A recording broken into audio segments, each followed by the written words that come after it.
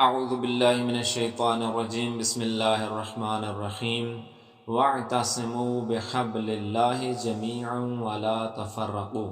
خداوند عالم اپنی لاریب کتاب میں ارشاد فرما رہا ہے کہ اے مسلمانوں، اللہ کی رسی کو مضبوطی سے پکڑو اور تفرقہ میں نہ پڑو۔ ماہ رمضان المبارک کا آخری جمعہ، جسے عام زبان میں جمعۃ الوداع کہا جاتا ہے، جمعہ کا دن ہفتہ کے تمام ایام میں سردار کی حیثیت رکھتا ہے۔ پھر رمضان المبارک جیسے متبرک اور روحانی مہینہ میں آنے والا آخری جمعہ مسلمانوں کے درمیان زیادہ فضیلت اور بابرکت تصور کیا جاتا ہے۔ یہ جمعہ ہمیشہ ایسے ایام میں آتا ہے کہ جب رمضان المبارک کے آخری عشرے کی طاق راتوں یعنی شب ہائے قدر کا سلسلہ جاری ہوتا ہے اور اس کے اختتام یا درمیان میں جمعۃ الوداع آتا ہے۔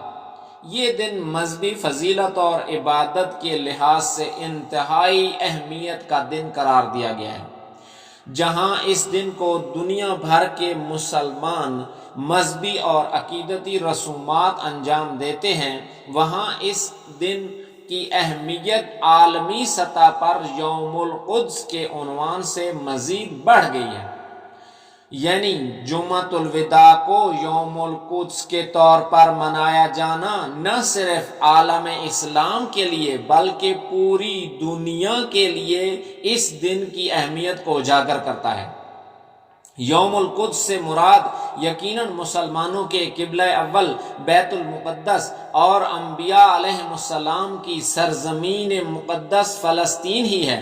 جی ہاں، وہی فلسطین کے جہاں ہزاروں انبیاء علیہ السلام کی آمد ہوئی اور پھر معراج کے لیے سفر مبارک کے وقت پہلے آپ صلی اللہ علیہ وآلہ وسلم کو بھی مسجد الحرام سے مسجد اقصی جو کہ سرزمین فلسطین پر واقع ہے لایا گیا، لیکن ابھی سرزمین مقدس فلسطین اور اس کے باسی سن 1948 سے عالمی سامراج کی شیطانی چالوں کا نشانہ بن کر یہاں قائم کی جانے والی ایک یہودیوں کی غاصب اور جعلی ریاست اسرائیل کے شکنجہ میں ہے۔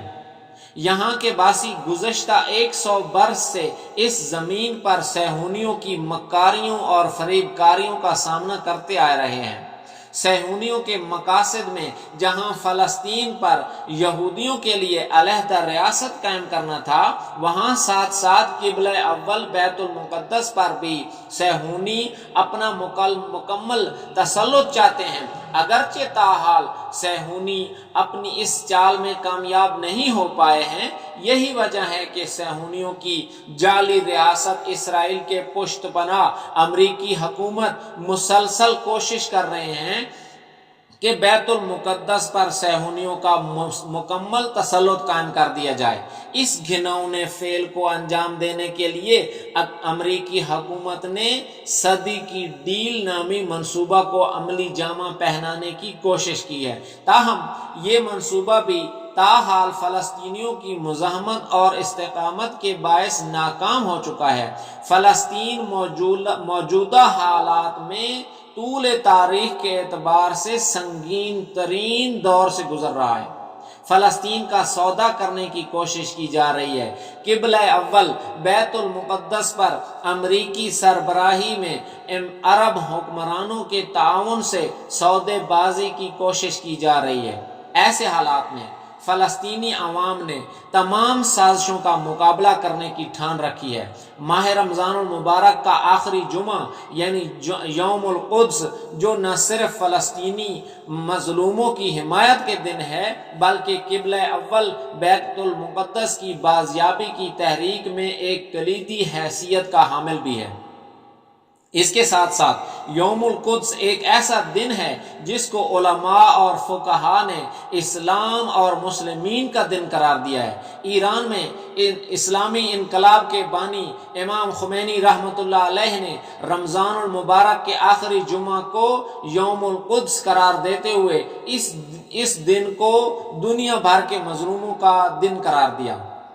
مظلوم فلسطین میں ہوں یا کشمیر میں ہوں، یہ یوم القدس سب مظلوموں کا دن ہے، یہ دن فلسطین کا دن ہے، یہ دن کشمیر کا دن ہے، یہ دن افغانستان کے ان مظلوموں کا دن ہے جن کو داعش جیسے سفاک دہشت گردوں نے حالیہ دنوں اسپتالوں میں قتل کیا۔ یہ دن عراق کا دن ہے جہاں عالمی دہشت گرد امریکہ کے ہاتھوں ہزاروں عراقیوں کا قتل ہوا۔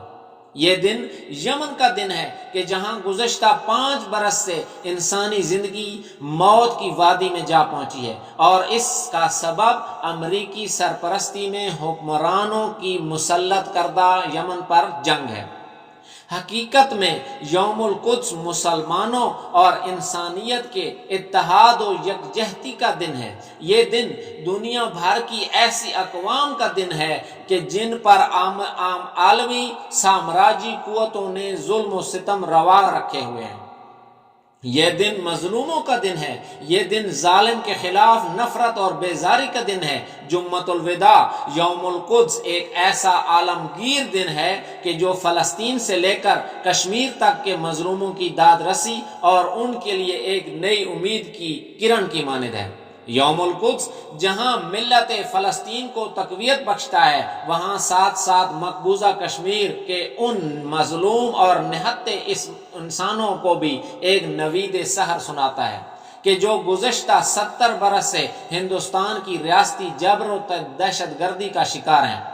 ایک طرف غزہ کی پٹی ہے جو غاصب صہیونی ریاست اسرائیل کے ظلم اور شکنجہ کا باعث گزشتہ 12 سال سے لاک ڈاؤن کا شکار ہے، تو دوسری طرف مقبوضہ کشمیر کی وادی ہے کہ جہاں ہندوستانی سامراج اور شیطان صفت مودی کے ظلم و بربریت کے باعث گزشتہ 9 ماہ سے لاک ڈاؤن ہے۔ آئیے اس برس یوم القدس کے دن پاکستان بھر میں متحد ہو کر فلسطین و کشمیر کے عوام سے بھرپور یکجہتی کریں۔ فلسطین و کشمیر سے یکجہتی کرنا بانی پاکستان محمد علی جناح اور علامہ اقبال کے موقف سے تجدید عہد کرنا ہے۔ اسی طرح اسلامی نقطہ نگاہ سے علماء و فقہا نے اس دن کو شرعی اور اخلاقی فریضہ سمجھتے ہوئے یوم القدس ایک ایسا عالمگیر دن ہے کہ جس دن دنیا بھر کے باشعور اور حریت پسند افراد بغیر کسی مذہب اور کی تفریق کے گھروں سے نکل کر دنیا بھر کے مظلوموں بالخصوص ملت مظلوم فلسطین کی حمایت میں نکلتے ہیں۔ یہ دن نہ صرف مظلوموں کی حمایت کا دن ہے بلکہ ظالموں سے نفرت اور بیزاری کا دن ہے۔ یوم القدس دنیا بھر کے حریت پسندوں کو درس دیتا ہے کہ ظالم کسی بھی شکل میں ہو، کسی بھی قوم و قبیلہ سے تعلق رکھتا ہو، اس کے خلاف صدائے احتجاج بلند کی جائے، اور مظلوم کسی بھی قوم، قبیلہ، رنگ و نسل سے ہو، اس کی حمایت میں کھڑے ہونا چاہیے۔ موجودہ حالات میں یوم القدس ایسے موقع پر آ رہا ہے جب ایک طرف دنیا کو کورونا وائرس کا سامنا ہے، لیکن ایسے حالات میں بھی دنیا کے غیور انسانوں کی طرح پاکستان کی غیور عوام نے فلسطین و کشمیر کے مظلوم اور نہتے عوام کو فراموش نہیں کیا، اور یوم القدس کے موقع پر مظلوموں کی حمایت کا سلسلہ جاری ہے۔ ہم میں سے ہر فرد کی ذمہ داری ہے کہ ایک ذمہ دار شہری ہونے کی حیثیت سے جمعۃ الوداع کو یوم القدس کو فلسطین اور کشمیر کے عوام سے یکجہتی کریں اور دنیا کی ظالم قوتوں کو یہ پیغام دیں کہ پاکستان کے عوام عالمی دہشت گرد امریکہ اور اس کی ناجائز اولاد اسرائیل سمیت ہندوستان جیسے پٹھوں کے خلاف ہیں اور فلسطین اور کشمیر کے مظلوموں کے ساتھ ہیں۔ وَسَيَعْلَمُ الَّذِينَ ظَلَمُوا أَيَّ مُنقَلِبٍ يَنقَلِبُونَ۔